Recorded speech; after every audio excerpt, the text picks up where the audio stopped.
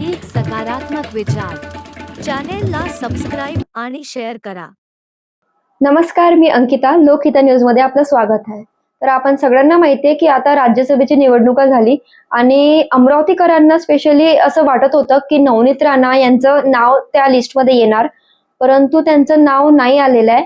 त्यांच्याऐवजी अजून एक नागपूरच्या महिला त्यांना घेतलेला आहे असा अंदाज, म्हणजे असा अंदाज लोकांचा आहे. तर आता त्या लिस्टमध्ये आता नवनीत राणा लिस्टमध्ये का बरं नाहीये आणि का त्यांचं नाव नाहीये, तर हे आपण आता बघूया. तर नवनीत राणा यांना, जे भाजपचे स्टार प्रचारक आहेत, त्यांना राज्यसभेची उमेदवारी का नाकारली? त्यांना तर आश्वासन पण देण्यात आले होते की त्यांना खाली जाऊ देणार नाही, म्हणजे त्यांना पद देण्यात येणार आहे, तरी पण त्यांची उमेदवारी नाकारण्यात आली आहे. तर याचे कारण आहेत त्याच्या मागे. भाजप जो पक्ष आहे तो आपली रणनीती स्पष्ट ठेवत असतो नेहमी. तर जर आपण नवनीत राणा यांचा राजकारणात प्रवास बघितला तर त्यांनी 2014 मध्ये एनसीपी कडून तिकीट घेतली होती, म्हणजे एनसीपीने तिकीट दिली होती आणि ते खासदारकीच्या निवडणुका लढल्या होत्या, परंतु ते 2014 मध्ये ते पडल्या होत्या. तर त्याच्यानंतर त्यांनी म्हणजे त्यांच्यानंतर त्यांनी त्यांच्या क्षेत्रात, अमरावती क्षेत्रात त्यांनी त्यांची कनेक्टिव्हिटी वाढवली, त्यांचे लोकांसोबत संबंध वाढवले, ते लोकांच्या घरी जात होते, म्हणजे ते इतके चर्चित झाले होते आणि लोकांच्या अशा फेवरेट झाले होते की सगळ्यांच्या तोंडावर नवनीत राणा यांचं असं नाव होतं, म्हणजे नवनीत भाभी असं होतं. त्याच्यानंतर त्यांनी 2019 मध्ये त्यांना परत एनसीपी आणि काँग्रेसकडून तिकीट मिळाली आणि ते 2019 मध्ये निवडणुका लढल्यात. त्याच्यानंतर ते जिंकल्या आणि 2019 ची खासदारकी निवडणुका जिंकल्यानंतर त्यांनी थोड्याच वेळात भाजपमध्ये पक्षप्रवेश केला.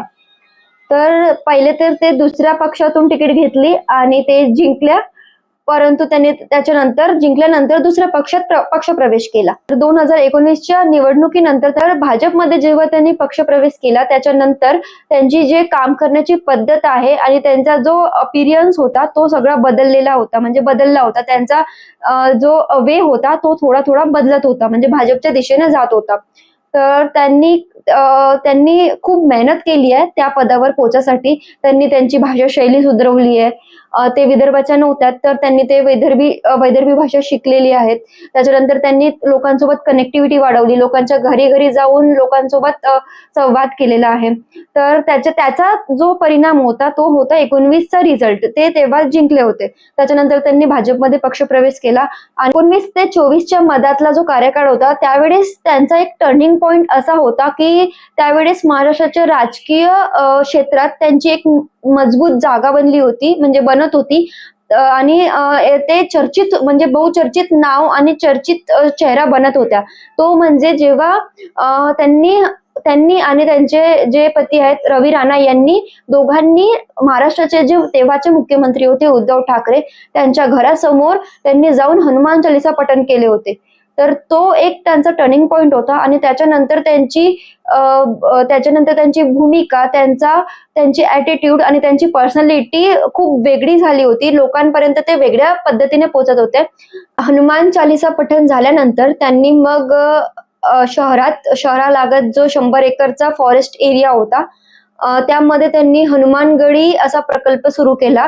तर त्याच्यानंतरच त्यांचं जे शहरात काम होतं ते सुरूच होतं, परंतु निवडणुका 2024च्या निवडणुका जवळ होत्या आणि त्याच्या अगोदर त्यांनी शहरात एक खूप मोठं शिवपुराणाचे आयोजित केले होते आणि ते श्री प्रदीपजी मिश्राजी यांना बोलवून एकदम भव्य स्वरूपात त्यांनी निवडणुकीच्या अगोदर हनुमानगडीच्या परिसरातच खूप मोठा शिवपुराण आयोजित केला होता.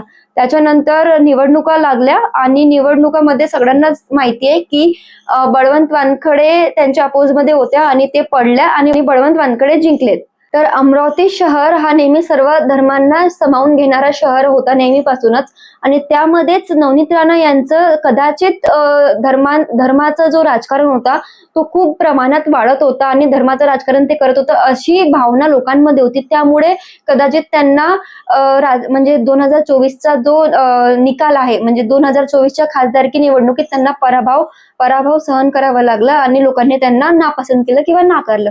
तरी त्याच्यानंतर त्यांचे कामं आणि त्यांचं सगळं काही व्यवस्थित सुरूच होतं. त्यांची भाजपमध्ये स्ट्रॉंग पोझिशनही होती, लोकांना त्या आवडत पण होत्या. परंतु त्याच्यानंतर विधानसभा आली आणि त्यांनी अजून एक करिश्मा करून दाखवला. म्हणजे अमरावती जिल्ह्यात 6 जागा होत्या विधानसभेच्या, तर त्यांनी 6 मधून 5 आमदार भाजपचे निवडून आणले आणि त्यामध्ये तिवसा असेंब्लीमधील म्हणजे जे स्ट्रॉंग कॅन्डिडेट होते, जे सततचे आमदार होते, यशोमती ठाकूर यांना पाडण्यात महत्वाची भूमिका. त्याच्यानंतर अचलपूर जो बच्चू कडू यांची स्ट्रॉंग असेंब्ली आहे, त्यांना तिथे पाडण्यात महत्वाची भूमिका नवनीत राणा यांनी बजावली होती. म्हणजे विधानसभेत जे 5 आमदार आले होते तेव्हा त्यांनी खूप तिथे मेहनत घेतली, प्रचार सभा घेतल्या, तिथे जाऊन ते दौरे करायचे, सगळं करायचे आणि निकाल हा लागला की भाजपच्या पडल्यात 5 आमदार आले होते पूर्ण अमरावती जिल्ह्यात.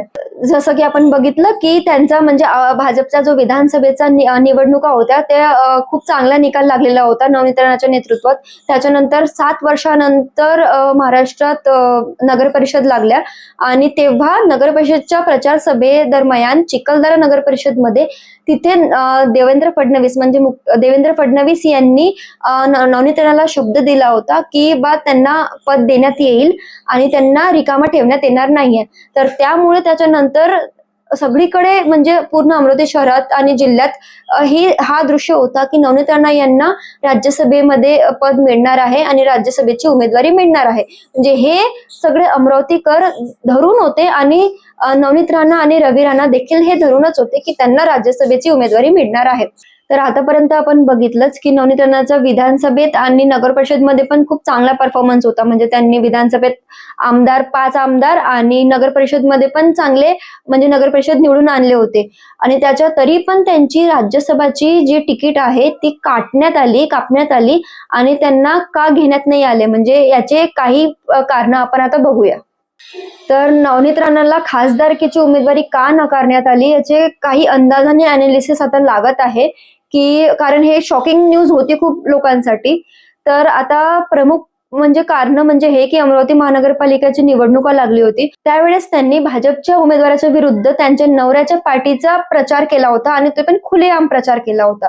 तर त्यावर भाजपचे जे नेते आहेत, पालकमंत्री आणि अमरावती जिल्ह्याचे जे पालकमंत्री आहेत, त्यांनी आक्षेप पण घेतला होता की असा प्रचार करायला नाही पाहिजे. त्यावेळेस म्हणजे महानगरपालिकेच्या निवडणुका वेळेस विलासनगरमध्ये त्यांनी एक सभा घेतली होती. त्यावेळेस त्यांनी खुलेआम असं म्हटलं होतं की 3 भाजपला मारा आणि 1 मतदान पानाला करा. म्हणजे बस आप लोगों का साथ दीजिए, 3 कमल और चौथा मुझसे ज्यादा समझदार आप हैं, उसका साथ जरूर देना. त्यांच्या नवऱ्याचे जे म्हणजे रवी राणा यांच्या पक्षाचं जो चिन्ह आहे तो पाना आहे, तर 1 पानाला मारा आणि 3 भाजपला करा असा प्रचार सगळीकडे पसरला. सगळ्यांच्या मनात संभ्रम निर्माण झाला की नेता भाजपचे आहेत आणि प्रचार युवा स्वाभिमानचा करत आहे. त्याच्यानंतर त्याचसोबत लोकांच्या मनात हे पण होतं की अगोदर महानगरपालिकेत हे युवा स्वाभिमान आणि भाजप युतीमध्ये लढणार होती, त्याच्यानंतर त्यांची युती तुटली, तरी पण युवा स्वाभिमानने भाजपसोबतचा प्रचार सुरूच ठेवला आणि परत त्यांची युती जोडली आणि परत त्यांची युती तुटली. तर हे युतीचं तुटातूट आणि त्याच्यानंतर भाजपच्या नगरसेवकांच्या विरुद्ध, उमेदवारांच्या विरुद्ध प्रचार, हे सगळं अमरावतीकरांच्या मनात होतं आणि हे सगळं म्हणजे एक अंदाज आहे की हा कारण खूप मोठा कारण असू शकतो त्यांची उमेदवारी नाकारायचा. आता दुसरं कारण हे आहे की जे महानगरपालिकेच्या निवडणुका सुरू होत्या त्यावेळेस जो युतीमध्ये होत्या तेव्हा सीटांचा खूप मारामारी सुरू होती. म्हणजे युवा स्वाभिमान खूप मोठ्या प्रमाणात सीटांचं त्यांनी डिमांड केली होती. त्याच्यानंतर अजूनपर्यंत त्याच्यामुळेच ते युती तुटली होती.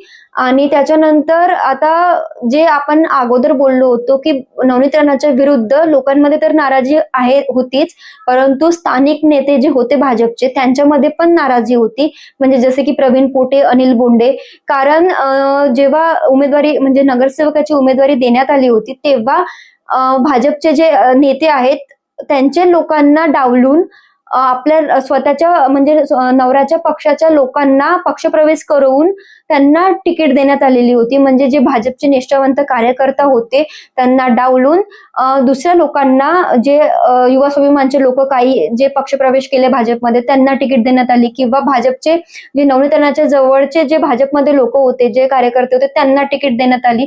परंतु अगोदरपासून खूप वर्षापासून जे भाजप सोबत काम करत आहे, भाजपसाठी काम करत आहे शहरामध्ये, त्यांना तिकीट डावलण्यात आली होती.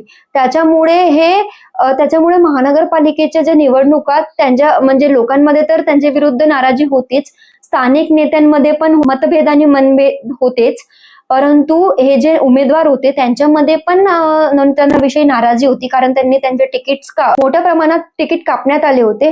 त्याच्यामुळे ते उमेदवारांनी देखील नवनीतनाच्या विरुद्ध प्रचार केला आणि अशामुळे भाजपला अमरावती महानगरपालिकेमध्ये बहुमत मिळालं नाही. म्हणजे ते बहुमताच्या अलीकडे थांबले होते.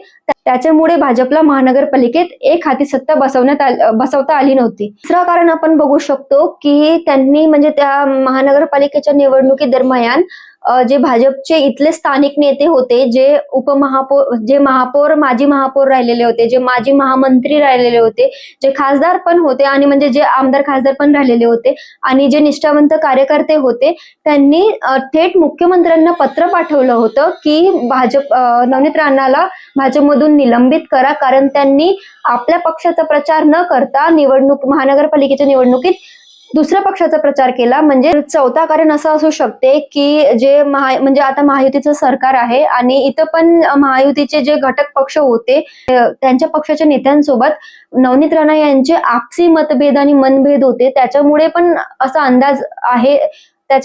अंदाज आहे की त्यांची खासदारकीची तिकीट नाकारण्यात आलेली आहे.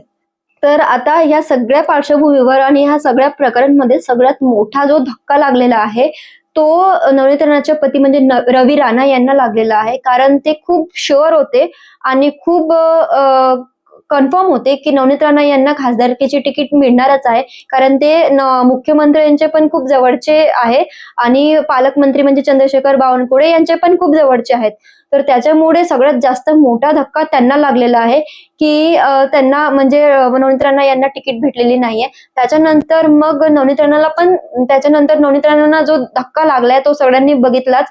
त्या दिवशी त्यांनी स्टेटस ठेवला होता की संघर्ष करना मेरे लिए कोई बड़ी बात नहीं है, मैं संघर्ष कहीं से भी किसी भी समय से शुरू कर सकती हूँ. तर त्याच्यामुळे त्या दोघांनाही खूप मोठा धक्का बसलेला आहे आणि इथे भाजपनेही आपली स्टँड खूप मजबूतीने मांडून आपल्या पक्षाची जी रणनीती आहे ते दाखवली आहे की तुम्ही जर पक्षाच्या विरुद्ध प्रचार करणार तर हे खपवून घेणार नाही आणि हे चालणार नाही. तर त्याच्यामुळे आता त्यांना घरी बसवण्यात आलंय आणि शांत बसवण्यात आलेलं आहे. तर आता आपण सगळे कारण बघितले, आता आपण अनालिसिस बघितलं, अंदाज बघितला. त्याच्यामधून प्रमुख कारण तर हेच होते, जेव्हा नवनीत राणा यांना लोकसभेमध्ये पराभव स्वीकारावा लागला होता तेव्हा पण लोक हेच म्हणत होते की त्यांचं त्यांचं धर्माचं राजकारण खूप मोठ्या प्रमाणात वाढत चाललंय शहरात. त्याच्यामुळे म्हणजे तो एक कारण होताच. त्याच्यानंतर महानगरपालिकेमध्ये पण आपल्या पक्षाचा प्रचार न करता दुसऱ्या पक्षाचा प्रचार करणं, स्वतःच्या नवऱ्याच्या पार्टीला पहिले ठेवणं, पहिली प्राधान्य देणं आणि त्याच्यानंतर आपल्या पक्षाला प्राधान्य देणं. त्याच्यानंतर आपसी मतभेद, जे स्थानिक नेत्यांचे जे आपसी मतभेद होते ते होते. त्याच्यानंतर मनभेद, त्याच्यानंतर जे स्थानिक नेत्यांमध्ये आपसी मतभेद आणि मनभेद होते ते होते. निष्ठावंत कार्यकर्ते नाराज होते, जनता नाराज होती. त्याच्यानंतर महायुतीचे घटक पक्षचे नेते जे स्थानिक लेवलवर होते, जे शहरात होते ते नाराज होते. या सगळ्या अनालिसिस मधून, अंदाज मधून आणि लोकांच्या जे चर्चा सुरू आहे त्याच्यामधून हेच दिसत आहे की हे जितके पण कारण होते त्याचा परिणाम त्यांना आता दिसलेला आहे.